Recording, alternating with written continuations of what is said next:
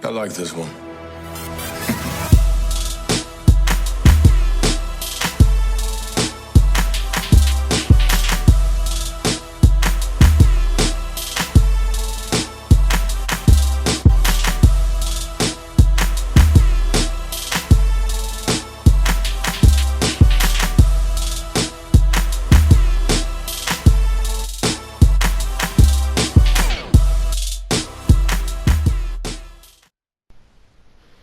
Welcome back to another edition of the Gaming Pulpit. It is April 25th. I haven't done a video in a little bit, so I apologize for that. There's a lot of shit that I'm doing. I always say that, but this time it's really heavy. But let's start this shit off by basically saying that there is a review, an embargo, I should say, a broken embargo of Days Gone, which I'm heavily anticipating. I want that game so bad. And I'm going to be talking about why I want that game so bad. But anyway, you can find this on N4G, and that's, it is what it is. But they broke the embargo. It's the first, I believe it's the review. It says Days Gone, pure PlayStation. So they said that I was a little worried about Days Gone by Ben Studios. The delays and the lack of presence at the game shows, and just a failure for Sony to drum up the appropriate hype. Until recently. At least compared to Horizon Zero Dawn and God of War, then way too many people freaked out over the official embargo lifting date before the release. It seems like the PlayStation brand was leaving Days Gone out to die. Luckily, I can tell you these fears are abated. By no means it is a title of grand masterpiece in the genre, but it is an intelligent and an enjoyable one. So I'll let you guys read that one. But that bodes well. He gave it an 8.7, 87. Let me see this shit. I'm tripping. 8.7 out of 10. You know what I mean? And there's some things, because the team is really small. The team is like super small. They're like, I think it's like 130, maybe 150 people. And I don't think they outsourced. Been working on the game for super long, and they said that they had this idea for a long time. Right? That this idea has been sitting on the back burner. So unfortunately, other games have come out regarding it, regarding zombies and stuff like that. But here's the different thing, and I wanted to kind of set the story straight for the game itself. Everyone's going to sit there and say that it's a zombie game, and there are people that's going to say that it's not really a zombie game, it's freakers and they're alive and stuff like that. So I'm not going to sit there and go crazy on that story arc or whatever the case is. So basically, it is the thing that makes me excited about the game is the fact that there are a lot of random events that keeps the traveling fresh, I should say. So even with Horizon Zero Dawn, there were strategically placed, machines that, it could only be in this particular area, and it was very gamey. You know what I mean? Like, you know where a Thunderjaw was, you know where, the Glenhawks were, and it didn't feel organic, to be perfectly honest with you. In Days Gone, these zombies can appear. There are like a group of, there's the zombie hordes spread out throughout the environment. So you're going to get, those particular things to do. But what's intriguing about the situation is that weather,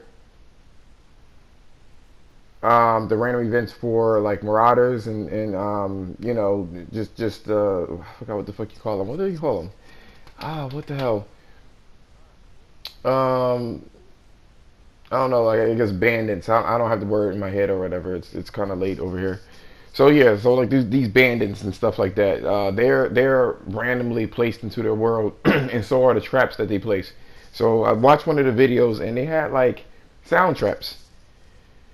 Sound traps, and they had bear traps and shit like that. That portion in the camp that you will find for these marauders are random. So it's not going to be always the same place. There's an algorithm for the system to place these randomly. So you can't just always expect this sound trap to be here or this bear trap to be here. Not only that, I mean, there was something alarming that I did see. I didn't really like the AI for the NPCs that are the enemy NPCs that were out there. But I don't know. I don't know how it is. I don't know what the patches do. I think that the game had a lot of glitches, and one of the guys, I believe, and I think it's all chucked to the Unreal Engine, to be perfectly honest with you. I think that the Unreal Engine has issues loading in general. But anyway, the guy was driving really fast on a bike, and he fell through the level because the collision didn't load up. But I think they since then patched it. I don't know. But going back to that, it's like these random events. So these random events could happen. These traps and stuff like that could randomly place within that radius. Not only that, but the zombies could actually randomly be placed. So the world has these systems that interact with each other. So you would have these bandit areas, and then it will spawn nearby sometimes the hordes or just random zombies and stuff like that. And these zombies have classes as well. The screamers bring on more, zombies, and they have the breakers, which they're the strong like bodybuilder type things. You know what I mean? And that can bring a lot of things. Not only that, but you have day and night cycles that changes the enemy's behavior. Not only the zombies, but the actual human behavior. And then the weather itself, like if it snows, it makes these zombies stronger.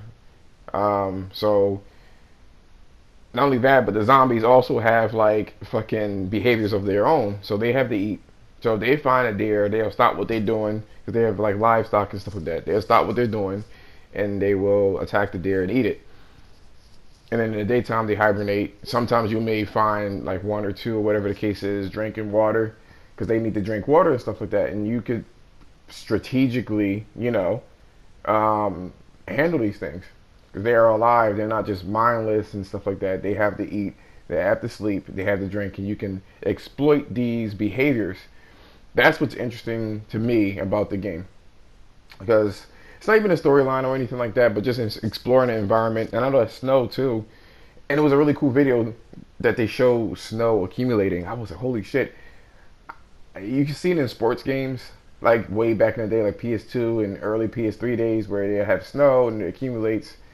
I think Madden did it. I know the Tiger Woods golf game did it and shit like that, but not for an open world game. So anyway, the code actually will make these enemies react differently, more aggressive during certain things, and the weather is random.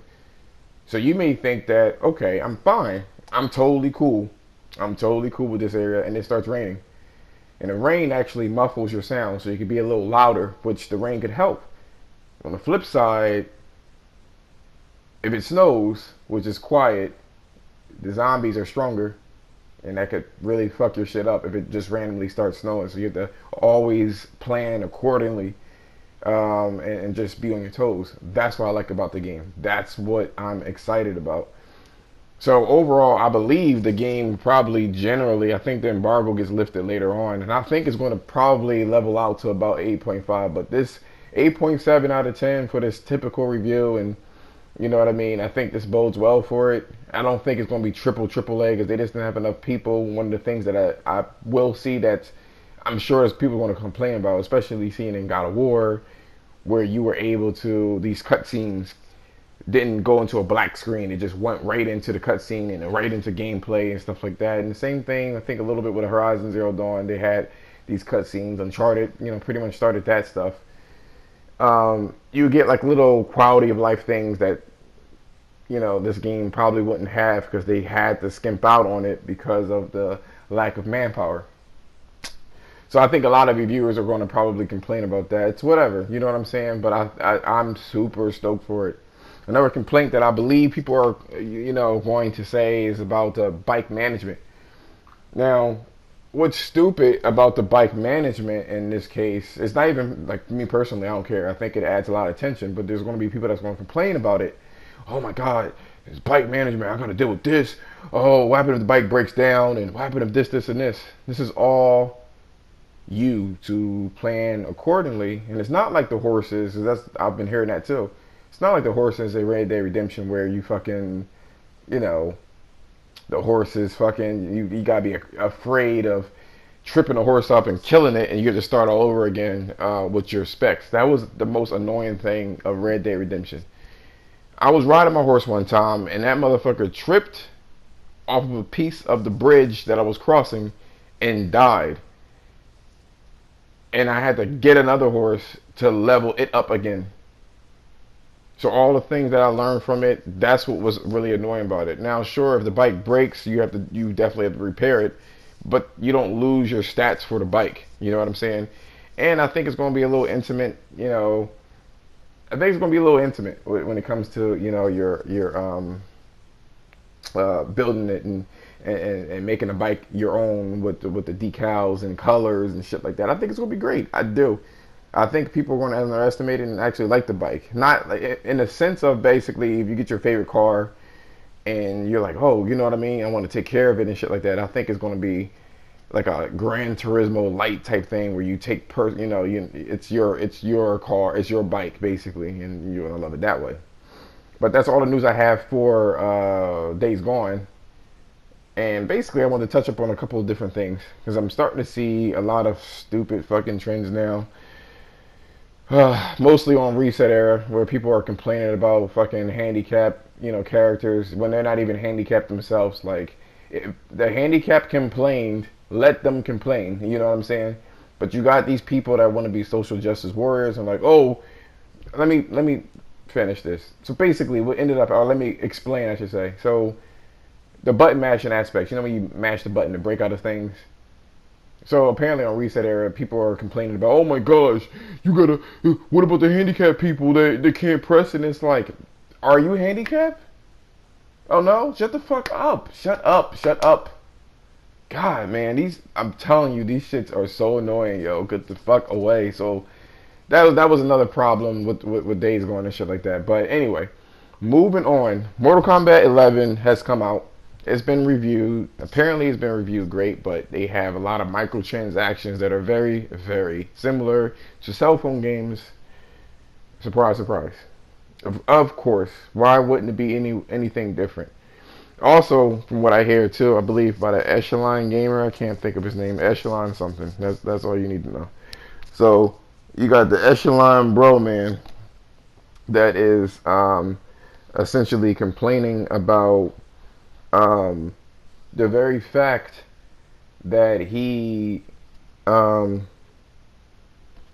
what was his complaints? It was so stupid. But anyway, he was complaining about. Well, no, he wasn't actually complaining. It wasn't stupid actually. He made a point. So apparently, NetherRealm Studios basically covered up all of the female characters, I guess, to avoid the social justice warrior shit. There's no scantily clad characters. They've been making Trump comments. So definitely politically driven game, which is kind of stupid. It's like, this is why people start getting irritated. Now, a lot of times back in the day, people were infusing their ideas into, the games. They were infusing their ideas into games, and it was fine. But this one seems very politically driven, and that's the annoying part. It's like, keep that shit out of the gaming. You know what I mean? It's funny because gamers or people are complaining about gamers, are complaining about scantily clad characters. You know what I mean? Don't have a problem with bitches in rap videos being half naked or people in the gym being half naked for no fucking reason. It's like these social justice warriors are like super fucking ridiculous when it comes to, they're just ass backwards. They're ass backwards when it comes to a lot of shit. You know what I mean? Like, oh, a woman can't be sexy anymore because guys are looking at it and stuff like that. But at the flip side, you got bitches in the gym that sit there and dress like they're in a porno, essentially. But nobody says anything to them. Or, in general, like, it's just ass backwards. That's all I gotta say. I'm not gonna sit there and dwell on it, but it is. Anyway, Mortal Kombat was released, and it got good reviews. There are people that play the fighting game, and they play a lot of fighting games, and they do not like how this game is being run, like, at all. Like, in terms of, like, all of the characters are like super fucking, it's so easy. As basically all the characters are clones, so they have the same exact move sets. But just, it's kind of funny. It is kind of funny. It's like, yeah, I kind of see that. It sucks. It stinks. But that's how Nether Rim Studios. That's how they want their games. That's how they want it. They want it in that sense to be easy for people to pick up. I feel like let them carve for all the fighting game people. Let them carve their own future and shit like that when it comes to the games. That's how they want to make their games. It's not Street Fighter. It's not like, Guilty Gear. It's an American fighting game, and that's what they want. It's a reason why the game sells like 10 million, where Street Fighter struggles and Tekken struggles to hit 4 million. It's the reason why it's easier. I mean, let them do them. That's how they want to create their game. They haven't dumbed it down. It's always been like this too. The only thing I have a problem with is covering up the fucking females for an agenda, but yet they wear high heels. Like I think Ed Boon or some of the people from NetherRealm Studios complained about people wanting a legacy costumes and stuff like that for the females. They were like, well, I just feel like we want to change direction. Basically, we don't want to have our characters. It doesn't make sense for the characters to come out there and be all dressed like they're in bathing suits and stuff like that. And if they're a fighter, and I'm like, it's fucking fictional. A and B, high heels isn't the most practical fucking use in a fighting game. You know what I'm saying? I was like, okay, whatever. So these agendas are coming all out. It's very annoying. But anyway, sorry for the long wait. Sorry for this being long-winded. Yes, we are talking about the embargo for Days Gone. I think it's going to break out to be 86 out of 100, and it's going to be Sony's next big game. I can't wait.